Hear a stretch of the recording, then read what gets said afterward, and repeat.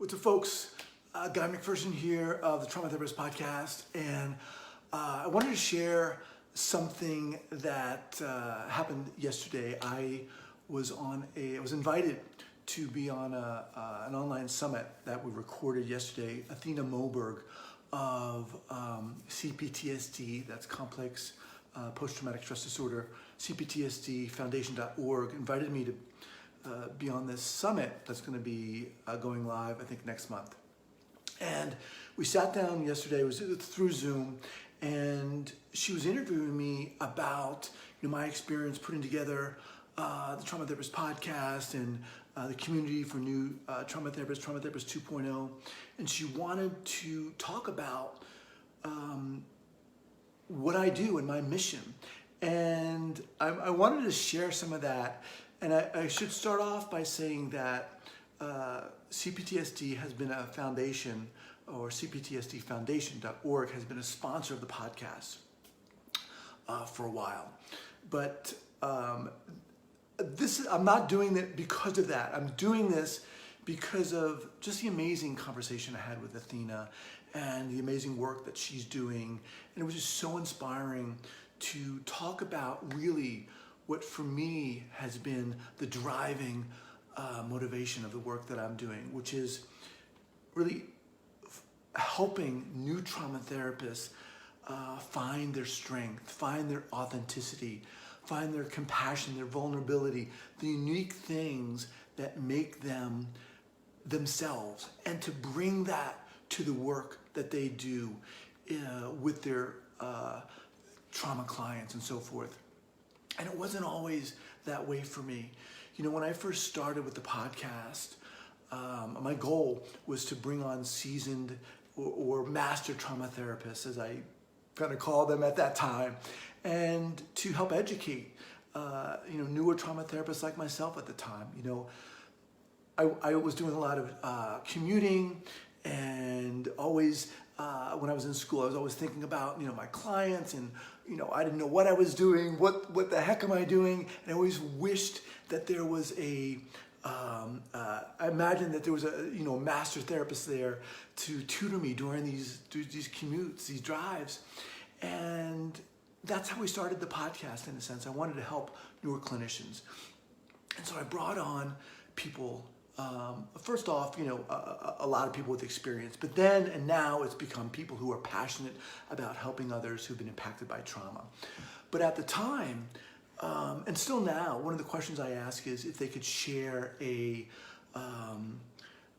clinical error, what they learned from that. And oftentimes, people are kind of, well, I don't believe in errors or mistakes or whatever it is, a mistake or error, an early clinical error, and what they learned from that. And I thought initially that it was going to be, well, I was reading this book on trauma treatment and I forgot this particular intervention, or, I was reading Bessel van der Kolk's book, and it's an amazing book, and I forgot what it said on page 22, and I thought it was going to be that, but it wasn't.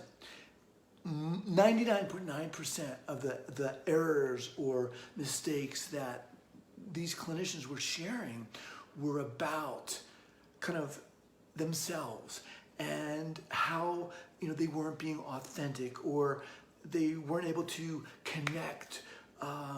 They were maybe imagining themselves needing to know the answer or the right way to do something, and that really shifted my knowledge, in a sense, and shifted my perspective, and it really kind of excited me because it allowed me, in a sense. And also, I was in my own position at the time. I was seeing clients at the time, and I was going through my own kind of learning journey. But these two things kind of came together, and it really made me appreciate and understand the significance of clinicians being themselves, clinicians being authentic, learning to be authentic, cultivating their authenticity and compassion and vulnerability.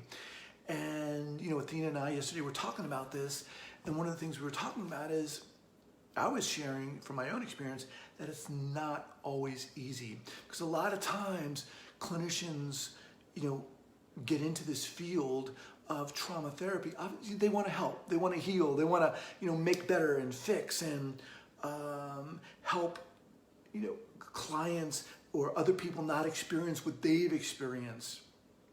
And all those reasons are valid and laudable. But there's another layer to it. And oftentimes, I think clinicians don't, and I certainly didn't, really explore the why of why they're getting into this work. And that's important because if it's not investigated, it's naturally going to impact and affect and influence the interventions that are used, what's said, what's not said on the part of the therapist.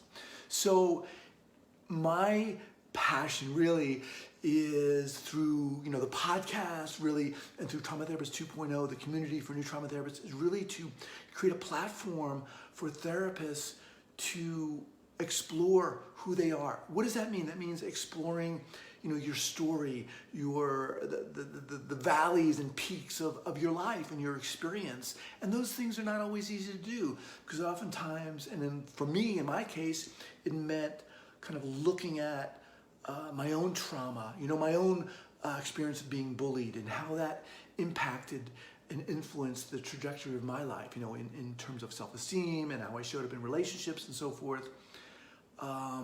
And again, that's not always easy because, you get into this field, I'm speaking to therapists, you get into this field because you want to help, that person sitting across from you. But a lot of times, and I'm not saying across the board, but a lot of times you forget that it's not just that person sitting across from you. It's the relationship. And that part of that relationship is you as the therapist. And a large part of that, creating that relationship, is you as a therapist exploring your biases, your fears, your projections, how you're going to show up. Because as someone has said, if you're doing this work, Charles Figley actually said this, if you're doing this work, if you're working with individuals who've been impacted by trauma, you will get triggered. There's no two ways about it. And it's a matter of how you're going to deal with it in that moment. So this whole idea of creating a platform for therapists, new trauma therapists, to really be able to not just to learn about how trauma impacts the brain and the body, neurobiologically and so forth. That is without question, that has to be there in place.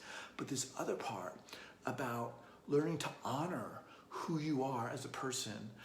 What's up, Jill? Who you are as a person and being comfortable with that and learning, kind of get in there with the spotlight and exploring that.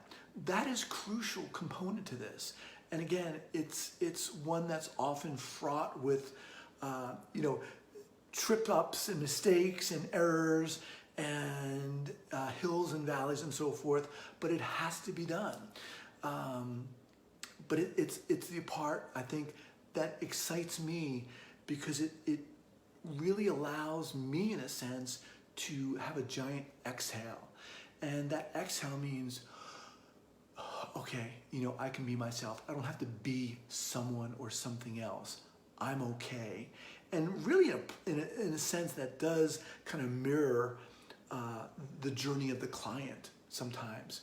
But for me, when I first started seeing clients and I was out of school, you better believe it, my goal was to have the answer and to be able to fix and to be able to, share the amazing knowledge that I was getting from the workshops I was doing through sensory motor psychotherapy.